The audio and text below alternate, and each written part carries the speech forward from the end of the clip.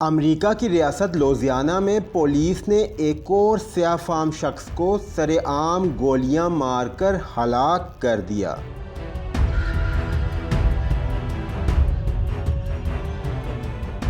गैर मुल्की मीडिया के मुताबिक ये वाक़या एक स्टोर के बाहर पेश आया, जहां पुलिस की जानिब से 31 साला ट्रैफर्ड नामी स्याह फाम अमरीकी शहरी को 11 गोलियां मारी गईं, जिसके नतीजे में वो मौका पर ही हलाक हो गया। मकतूल की वालदा का कहना है कि इनका बेटा जहनी तौर पर बेचैनी का शिकार था। दूसरी जानिब पुलिस का कहना है कि वो चाकू लेकर एक स्टोर में दाखिल होने की कोशिश कर रहा था। पुलिस के पहुंचने पर वो फरार हो गया और एक दूसरे स्टोर में दाखिल होने की कोशिश करने लगा, जिस पर पुलिस ने इसे वार्निंग देकर फायरिंग कर दी। नाजरीन, वाक़े के बाद अमरीकी अवाम में शदीद गमो गुस्सा पाया जाता है और इस वाक़े के बाद कई शहरों में मुजाहिरे शुरू हो गए हैं। लुइसियाना, शुमाली कैरोलिना और पोर्टलैंड में मुजाहिरीन और पुलिस के दरमियान झड़पें भी हुई हैं।